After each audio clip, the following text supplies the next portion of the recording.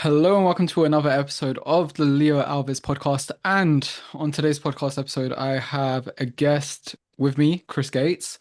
I won't say too much. I'll let him introduce himself, where he's from, what he does, who he typically works with, and then we can just go from there. Welcome, Chris. Yeah, thanks, Leo. Appreciate you having me on. My name's Chris. I am a dad to three girls. I'm a husband. I live in Pittsburgh, Pennsylvania, in the United States, and I am an online fitness coach. Been coaching for about over 7 years now. So, typically work with moms and dads who are kind of navigating the same journey that I'm in right now. You know how it goes. Like you kind of attract the people who are just in those same life phases as you. So typically, those are the folks that I work with, and yeah, we manage that whole chaotic lifestyle of balancing work and kids and health and fitness, and just get all the trains rolling down the track at one time, and it's a lot of fun. So I guess that's the Cliff Notes version of who I am. And so three kids, and I'm assuming I think they're all quite young, right? Yeah, so three kids under the age of five. Wow. My That's oldest is actually turning five this weekend. So I would imagine when this podcast gets published, she will be five. But yeah, we are a traveling circus.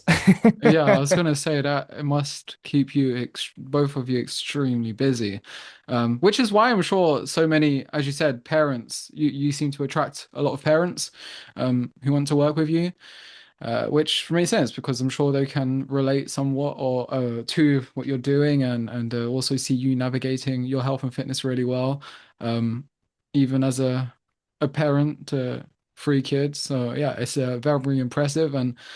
Um, I'd love to ask actually, to get stuck straight in with everything, and maybe we'll leave like my more curious like sports related questions towards the end. But um, so what would you say? We're discussing parents here, their fitness. Would you say there's like quite a common um misconception or maybe a myth that's generally like often believed that just isn't true that many parents often come to you with when they start coaching with you, and that's some and you find it's something maybe you have to like, I don't know if coach out of them is the right word, but try and like steer them away from that belief.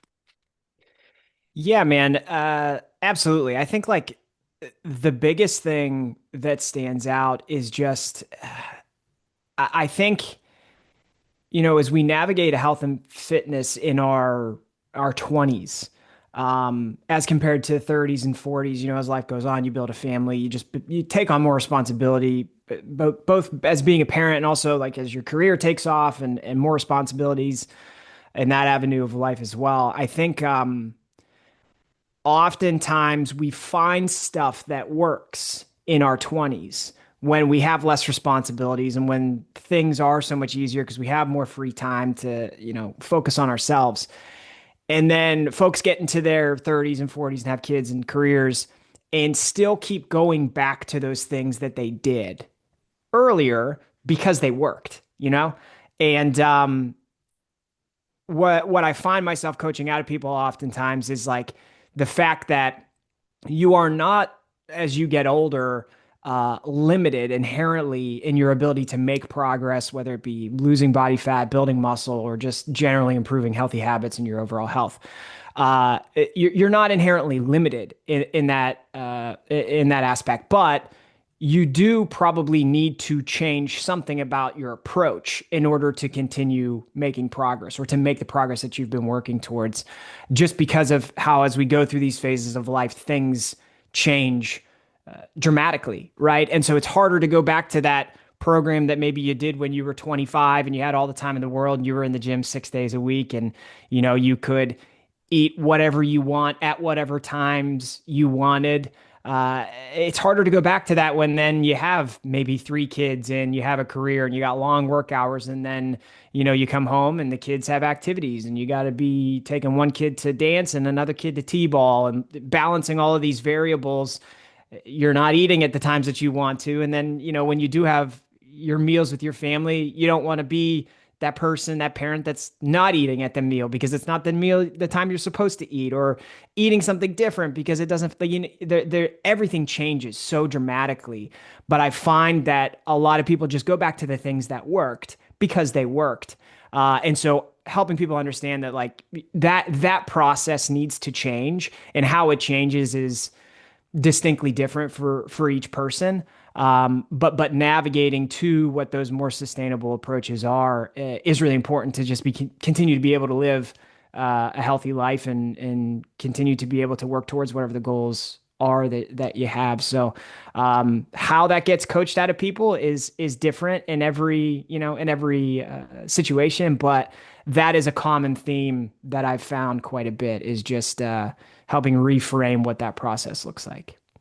Yeah, it's a classic case of, I think, yeah, people not realizing that what worked well for them at one point in their life, like they don't realize that they're in a completely different chapter now, and trying to do what they did when they were at, let's say, college, when they didn't really have maybe many responsibilities apart from, I don't know, their next deadline for their assignment, compared to you know, three kids. um, and all of the adventures that come with it, as well as balancing a career, etc. Yeah, it's a very different ball game, and I think he summarized it really well. Um, I can imagine well, I know it is quite like I don't want to say an odd thing, but like it is quite like probably like a bit of a strange feeling for someone who's maybe realizing that for the first time. They're like, you know what, you're right. What worked for me at 22, obviously it's not going to work for me at 45. Um, and uh, and let's say that that person's listening right now. And obviously, you speak a lot about sustainability. Let's say, okay, we are in this position. We'll say, okay, parent, young kids, maybe one or two or three, and they want to get fit and healthy again. Maybe they were quite fit and healthy when they were younger. They kept telling themselves, they'll get back on it. Um, 10 years has now passed and they've been telling themselves they'll get back on it. And then, they've had a reality check one day. It's the summer now. They've gone to the pool with their family, and they've looked back at the photos taken that day, and they've realized and thought, oh shit, like I've let myself go more than I thought I had, which is it's a very real scenario that does happen to a lot of people. They don't speak about it out loud, but they do. This does happen a lot. I work with, I work in this world, so, and I understand it. What would you say to this person who's like, I have let myself go, of course. I just don't have the time to dedicate to myself, my health and fitness, because obviously they're thinking back to what they did when they were in college, 6 days a week, as you were saying, or I don't know, meticulously being on point with their nutrition 7 days a week, every single meal. What would you say is something that they should think about for both their training and their nutrition? And maybe we can start with their training, for someone in this scenario with a full-time job, with young kids, with someone who just like needs to get back to doing something. Yeah. Yeah, in general, I think it's helping them understand that what they think is required as compared to what actually is required are typically night and day differences. You really don't need to be constantly exercising. So from a training perspective, it's not a more is better approach. It's an effective is better approach. And often I like to frame training in the lens of like, it's really just at the end of the day a stimulus to try and get your body to adapt. Right. So we need to be doing the right things with your exercise program, whether it be strength training, cardio, step counts, like however we manage those variables.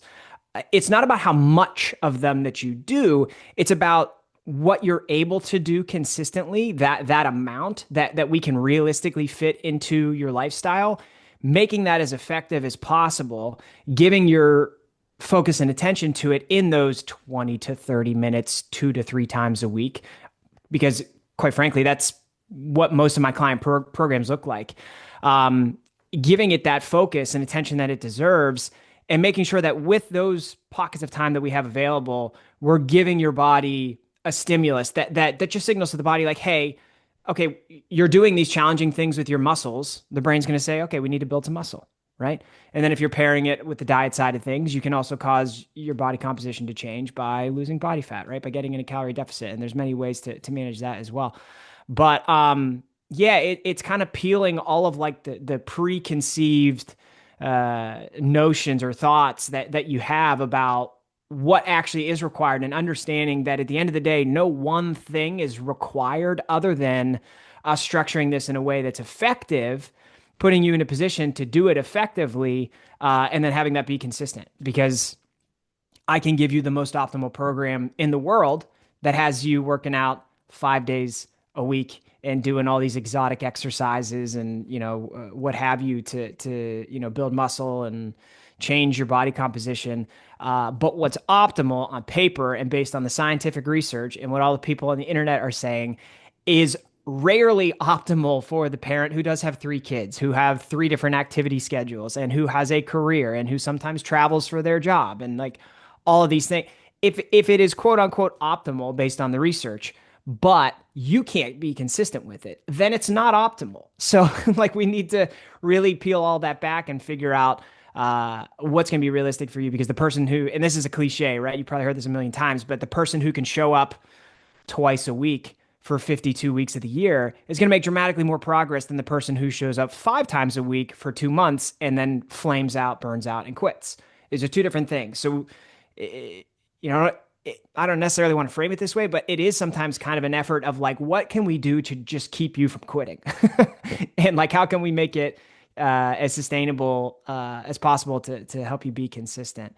So, from a training perspective, yeah, it's like that dose relationship of just giving your body just enough of what it needs and making that as effective as possible.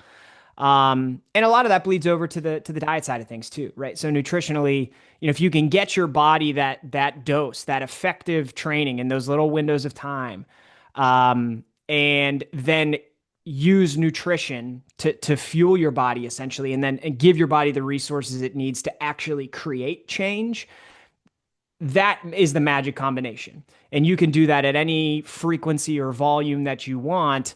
But again, it's just about finding ways to be consistent with those things. So typically from a nutritional perspective, I lean into the flexible dieting approach just because that tends to work best for these folks who are so busy, who do have so many responsibilities and variables going on a daily and weekly basis.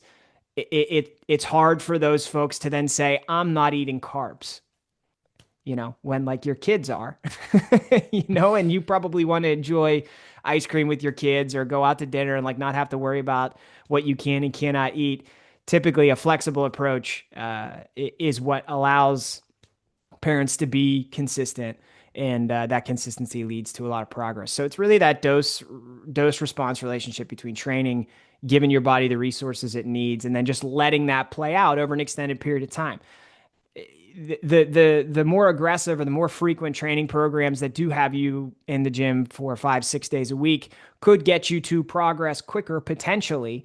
But how easy it is to maintain that? How sustainable is that for you? Probably not very. But we don't have to work within tight time constraints here. This is a lifetime thing, so we can let it play out over 6, 9, 12 months and get you there, and then put you in a position to be successful past that point in time. So, yeah, hopefully that answers your question. I can ramble on this stuff for basically forever, but yeah, I mean, I think those are some of the core concepts. Me too. That's why we're both here. Um, so let's say, and to get stuck more into the training specifically more, I do have questions about nutrition after. Um, okay, so we've got the listener right now, and they think, yeah, I have been putting this off for the better part of 5 years. Okay, it's time to get back on it. Realistically, though, I've only got about 2 days a week where I can exercise for about half an hour each time, and that's already pushing it. Um, A, what would like, let's say, 2 workouts a week, half an hour type workout maybe potentially look like? It's going to depend on an individual basis, but like generally speaking, A, and then B, is that even enough to make progress? Because a lot of people will hear that and then instantly think there's no point. Oh yeah, I know. Mm. Yeah. No, I mean, I have tons of examples of clients that I currently work with or have worked with in the past that, the first one that comes to mind is my client Jim. And I have a story of about him on my website. If anybody wants to check it out, it's just chrisgatesfitness.com. But he has an extremely demanding career. Okay, he's flying back and forth across the country constantly. He's in a very high level position at his company, and for the longest time, he had struggled to figure out how to find that consistency and sustainability with diet and exercise because of all the variables. If he's living out of hotels, airplanes, eating on the go constantly, and then when he comes home and he has that little bit of time with his family that he can spend, he wants to enjoy it and spend it with them and not have to go to the gym, right? So it was a struggle for him for a really long time. Uh, he has since lost 60 pounds and counting. And he works out twice a week, and his workouts are basically exactly what you described. They're 20 to 30 minutes apiece. He has a pair of adjustable dumbbells at home. He trains at home with dumbbells. We make it as fast and efficient as we possibly can. And then again, use diet to then fuel his body appropriately to allow him to see the change that he wants to. And so, those quicker workouts to maximize those small pockets of time, they're typically going to start and be focused around a few compound exercises that get you a really big bang for your buck. So if it's a 2-day routine, we're typically doing an upper body day and a lower body day. Both of those days are going to start with some compound exercises to kind of hit everything effectively. So if it's a lower body day, we're starting with squats and deadlifts. If we're doing an upper body day, we're starting with presses and rows. And even in Jim's program, since he is so busy and since he does travel so much, even within those two workouts, we've identified 1 to 2 exercises that are his priority. So if he only has 5 to 10 minutes and he can't get the full workout in, he knows I can at least do these 1 to 2 exercises and maintain, right? We essentially consider it like a maintenance dose of training. And those are the compound exercises. So we're typically starting with those and prioritizing those because compound exercises are going to be training multiple muscle groups at once. So, you're able to, if it is a press, you're maybe focusing on the chest, but you're hitting shoulders and triceps at the same time. So you're getting 3 muscle groups for one exercise. If it's a squat, you may be primarily training your quads, but you're going to get a little hamstrings. You're going to get a little glutes in there too. So you're hitting 3 for one. And so then after those compound exercises, then yeah, I'm a big fan of supersets. Whether it be, a double superset or a triple superset where you do multiple exercises back to back before taking a rest period. So some great examples of those are like maybe doing a dumbbell lateral raise followed immediately by a dumbbell rear delt fly. So you're training the shoulders. You don't have to go pick different pieces of equipment up. You can use the same pair of dumbbells standing or sitting in the same spot and hit those 2 exercises back to back before then taking a rest period. So it essentially lets you squeeze 2 exercises into the time constraints of doing just one. And so that can apply to, really you can find supersets for just about any muscle group in the body to structure it effectively. So those are kind of like the general guiding principles to just try to make workouts fast but still be efficient. And yeah, to go back to what you said, like it can be done. I mean, I see it play out consistently 20 to 30 minutes twice a week. There's no reason you can't make progress on that. Maybe understand that it might take you a little bit longer than maybe you're hoping. Okay. But once again, this is a lifetime pursuit. We're not just trying to build some muscle for a few months. We're not trying to lose body fat for a few months. We're trying to do this to set ourselves up for long-term success. And so with that being the lens that we view this all through, you can be successful with any frequency, and it's all about finding what you can actually be consistent with. Yeah, brilliantly said. I think it is unfortunate how many people do believe that they hear something like 2 workouts a week for half an hour each time, and they think that's just not enough, and they just write it off completely. I think the first time I saw this on like a mass scale where it's you can genuinely make it work extremely well. Um, like years back, I used to work for in a building as a personal trainer where they used to work for it was like for the test they used to do a few things, but it was like primarily for like Tesco's club card algorithm. Do you know Tesco? It's like No, huh? okay, it's like the UK version of something like a Walmart or a Target. Um Gotcha.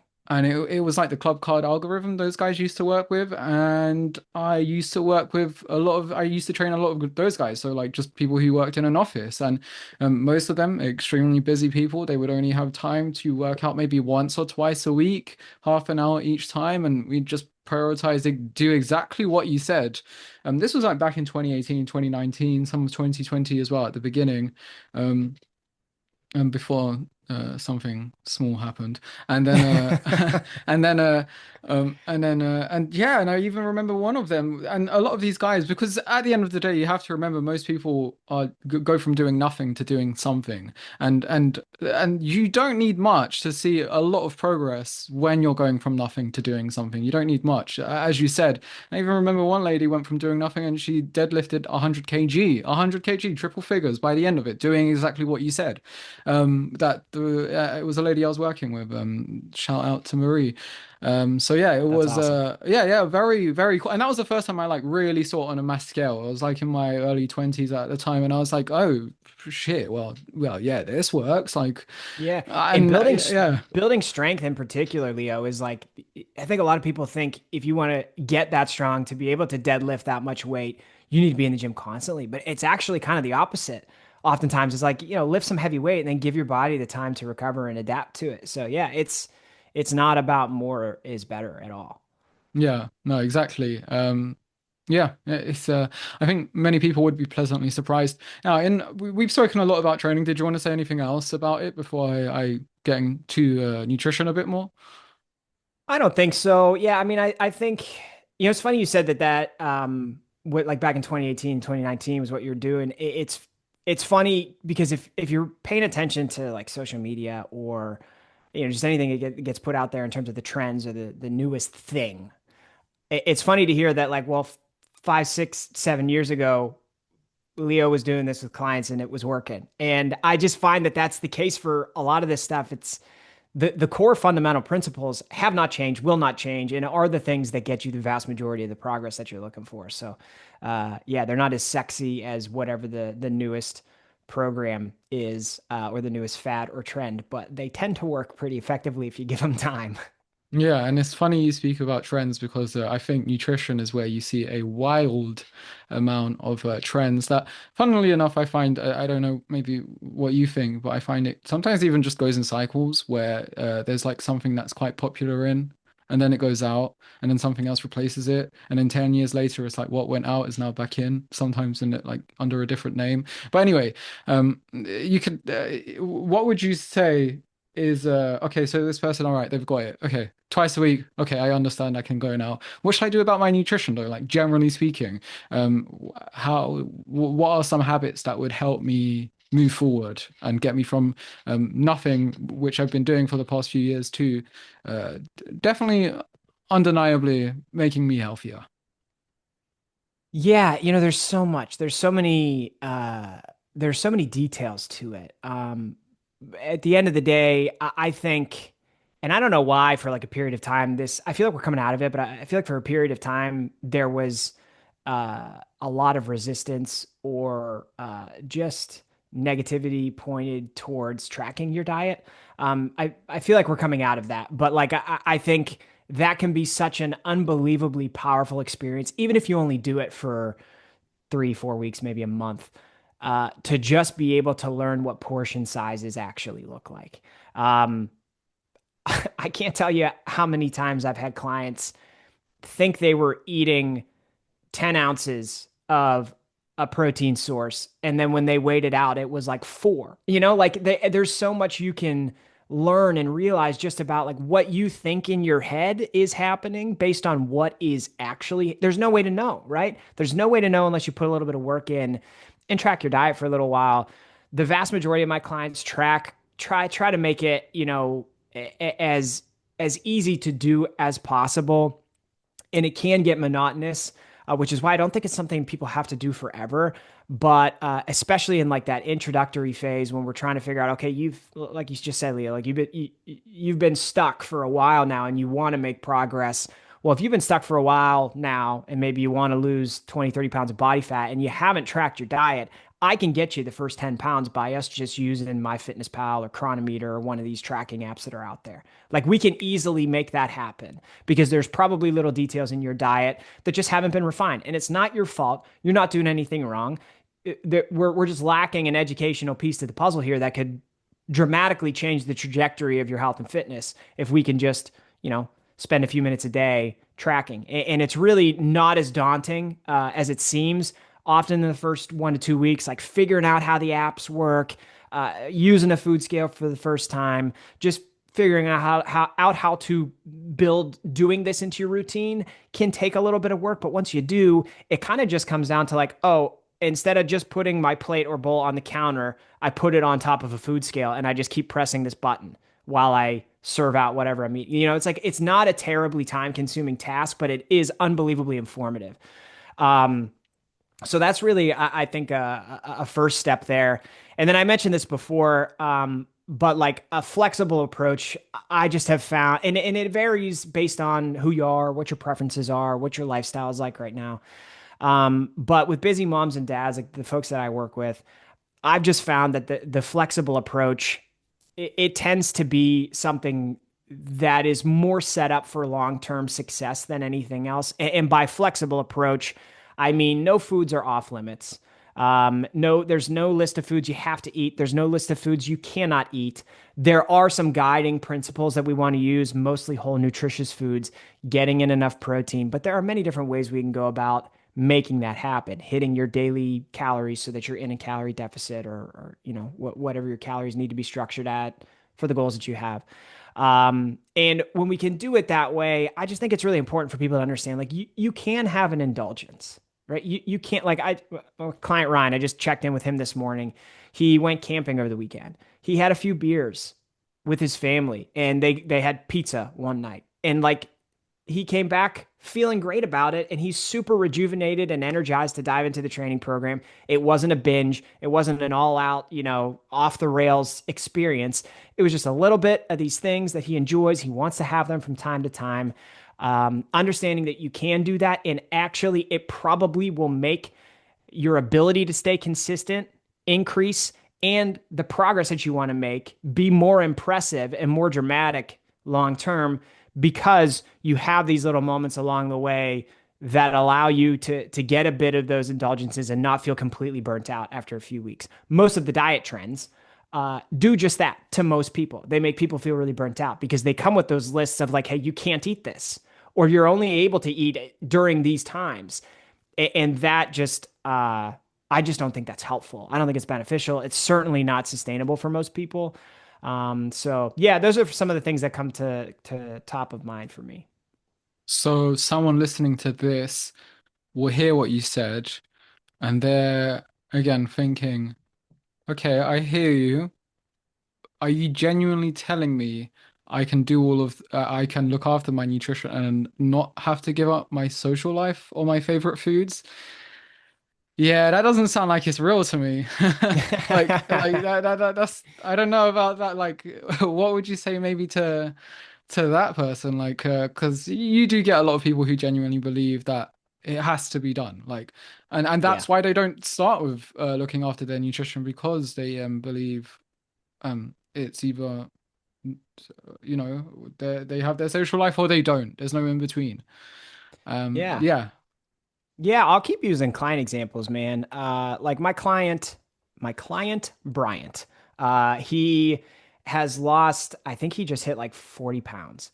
And he has basically over time, we've worked to kind of change what his interaction with those social experiences look like so that he can still enjoy them. He still can have a social life, but like maybe some of the decisions he makes in those environments changes on occasion.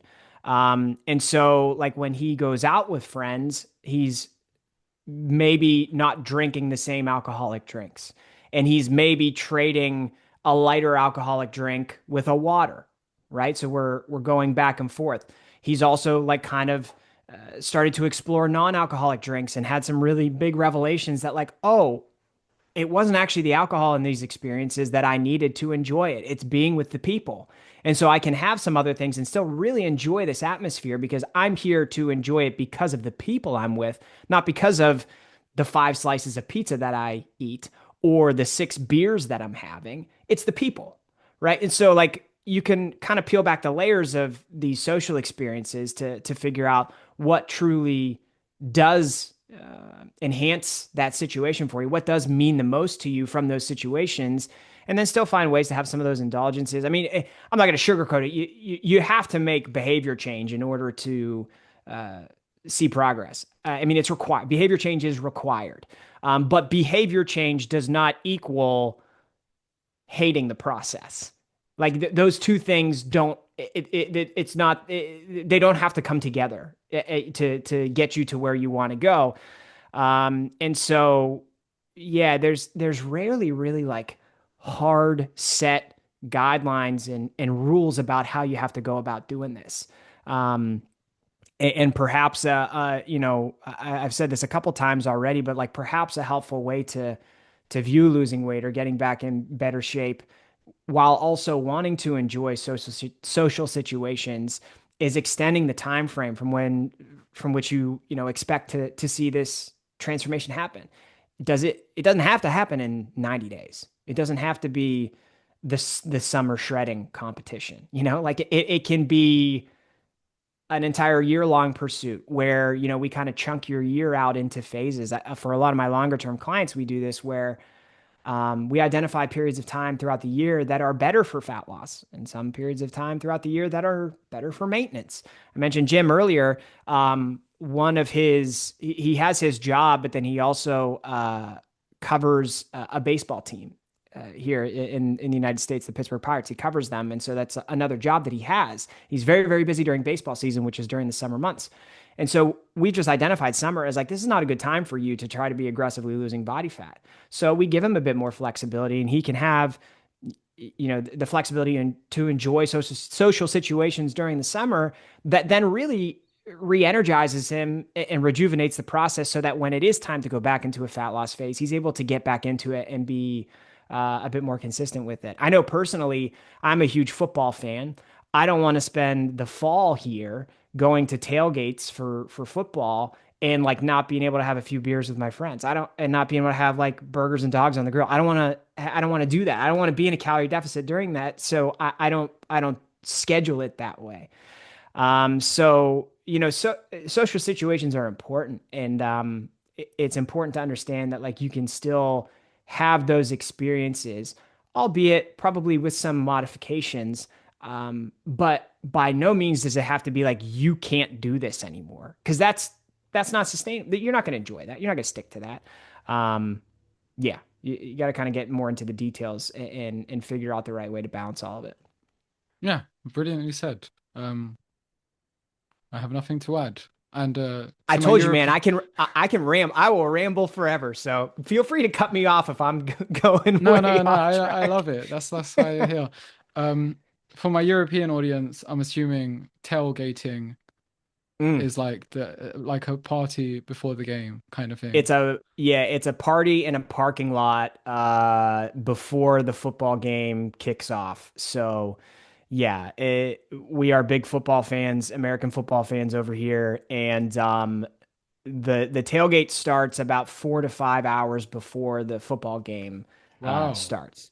Yeah, and so like we have parking passes for a specific parking lot that we go to, and at my tailgate, we take TVs, we take grills, uh, we have pizza makers. Like we blow it out because we only get 6 or 7 home games, games in our city a year to really enjoy. So we try to make the most of it during football season, and it's a lot of fun. But yeah, I forgot that term.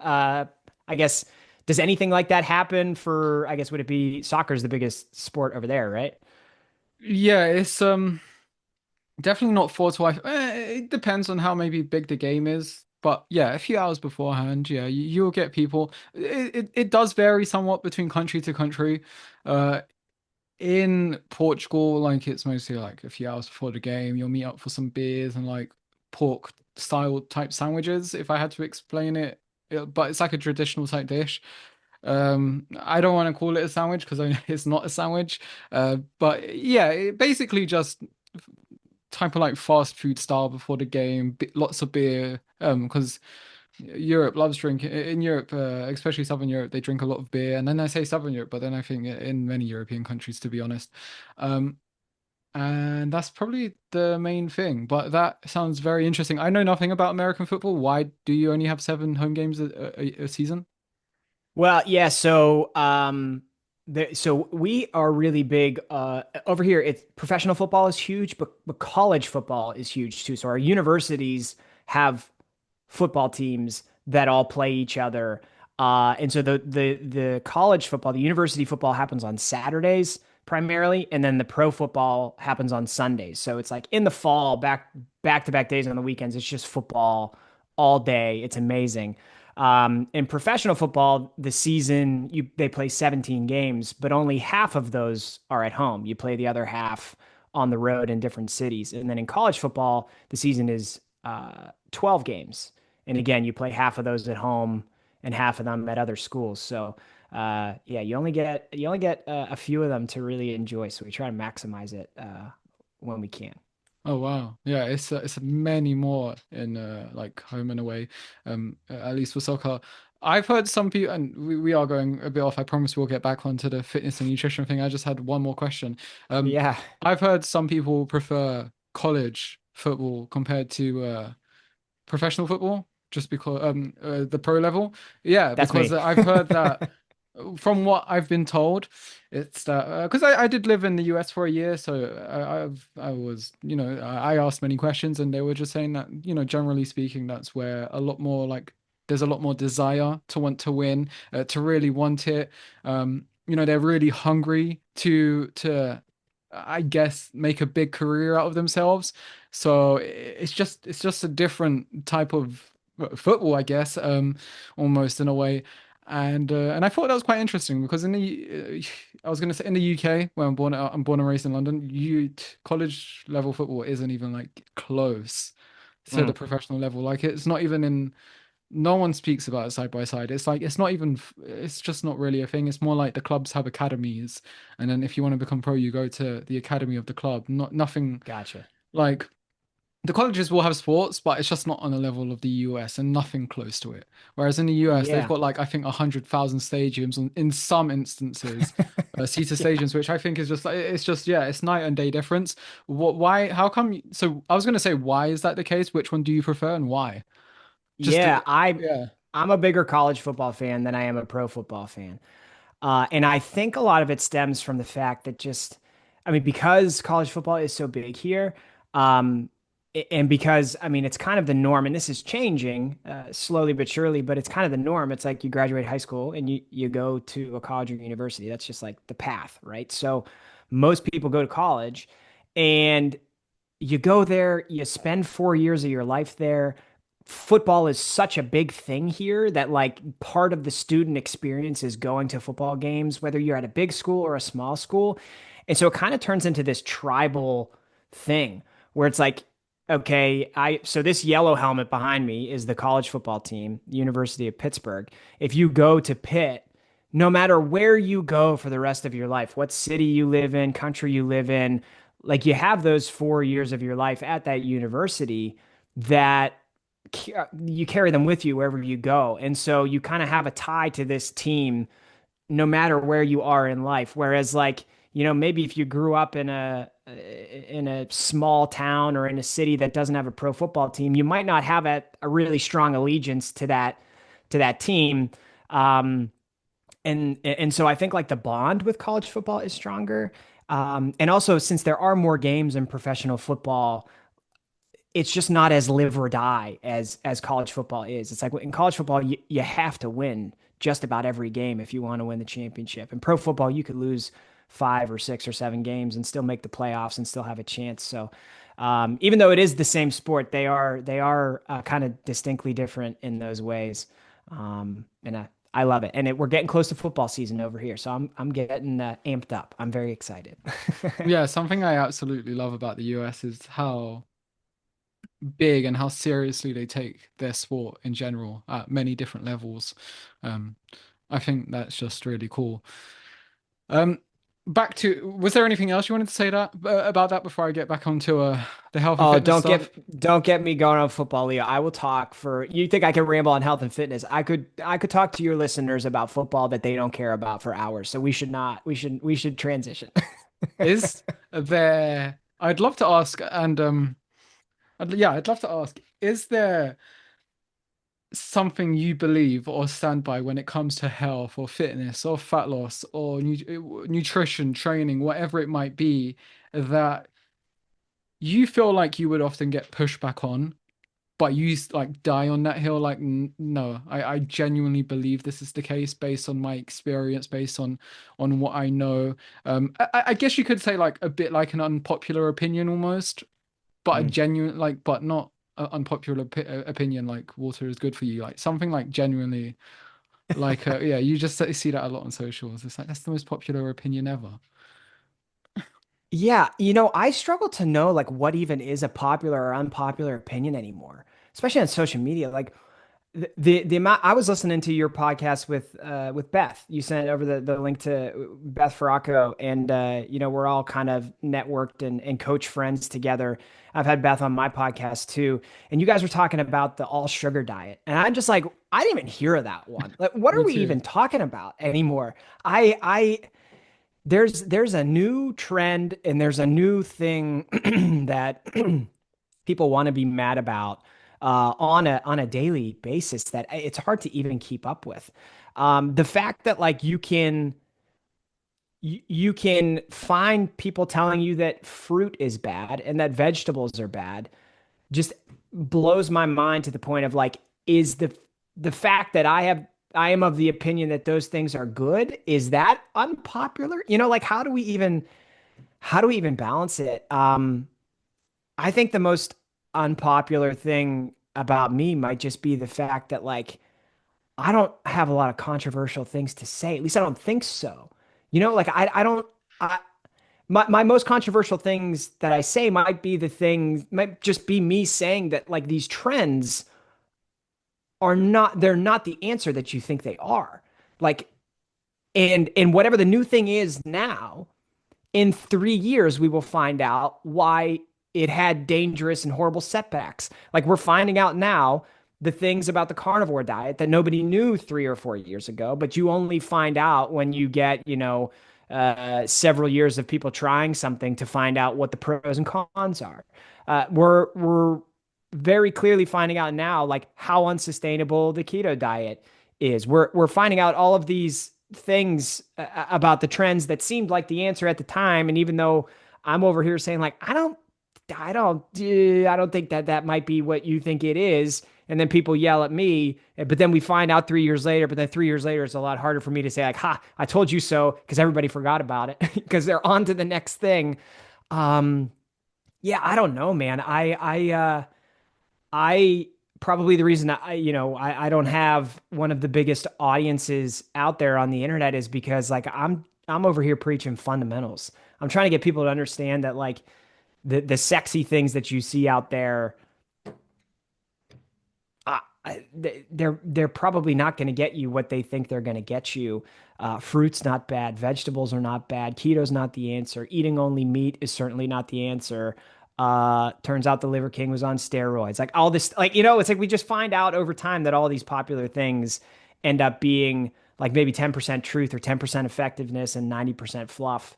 Um, and I think that if I get any pushback, it's me saying that right when something pops up. Like, why are people losing so much body fat walking on the treadmill at a 12% incline, Leo?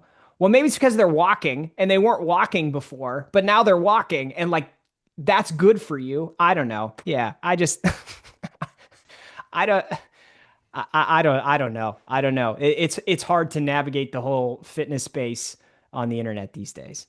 Yeah, you've been coaching for a while now. What have you changed your mind about in the past, let's say 2 to 3 years?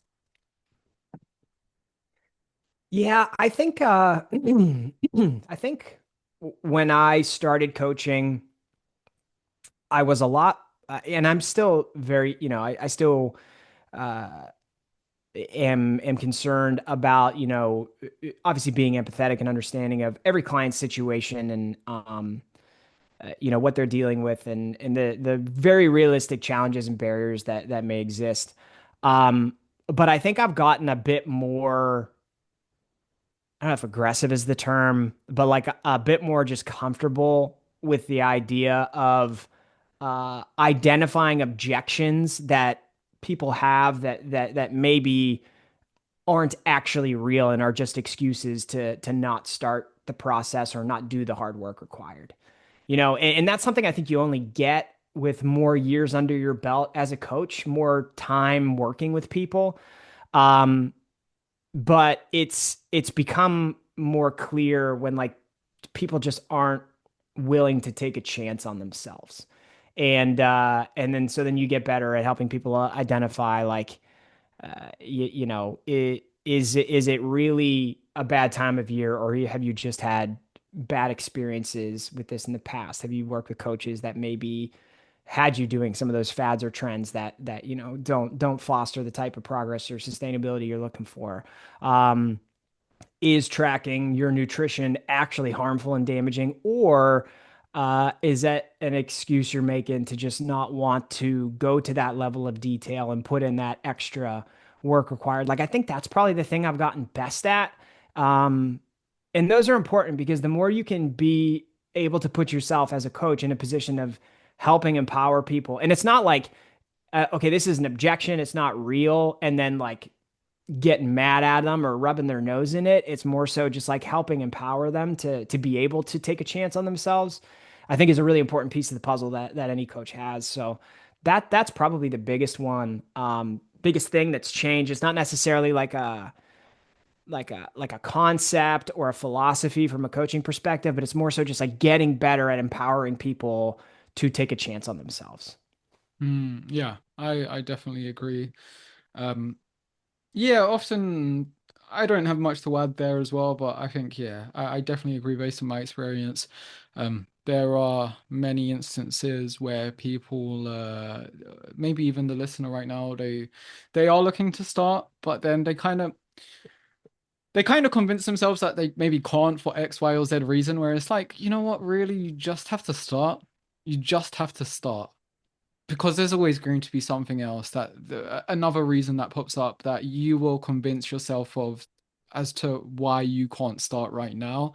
And um and it just gets to a point where it's like, okay, things come up in life, things happen, and I'm not saying these aren't genuine reasons, they definitely are. um but there isn't going to be a perfect moment for you to get started. You just have to learn how to navigate your health and fitness journey while these things are going on. And that's Yeah. what has to happen because expecting it to just go smoothly 100% of the time it's a bit, I guess you could say you're almost setting yourself up for failure because it's just not going to happen. That's just not real life. Yeah, life is going to happen. And I actually I did a post on this a little while ago where I kind of like mapped out the year of excuses for people. And specifically like, the excuses that moms and dads often make. And again, it's not to like rub their noses in it or say shame on you, but like oftentimes in the summer, oh well, we have vacations coming up and the kids they're not in school, so the schedules are different. They're going to summer camps. Like now's just not a good time. And then we get into fall, and it's like, oh, well, the kids are going back to school. It's really crazy. It's really hectic. And, they're going to be playing sports in the evenings. And so, like, now's not a good time. And then we get into the holiday season. It's like, well, over here in the US, we have Thanksgiving, and then we got Christmas and New Year's. And it's just so busy. And, like, I want to enjoy myself and eat the food. So now's not a good time. Some people identify the beginning of the year, New Year's, as a good time. That's maybe the universal time point that everybody says like now's a good time. But then we get into the spring and it's like, well, we're planning, we're saving up for the summer vacation. And so I don't know that now's the right time because we got a lot of stuff coming up and I just want to make sure, we're saving up and then we got like Easter and then we get into the summer and then the whole cycle starts over again. So it's like as you're a coach long enough, you see a lot of these patterns and trends that happen. And it helps us understand that, like you just said, Leo, there's always going to be that next thing. It's never going to stop. And especially as parents, I think a lot of parents think right now, if you have young kids, well, I'm going to wait till I have more time down the road. And if you talk to any parents down the road who have kids that have moved out of the young stage or are in middle school or high school or moved on to college, you find out from them that you don't get less busy. The nature of what you do with your time just changes, but you stay busy.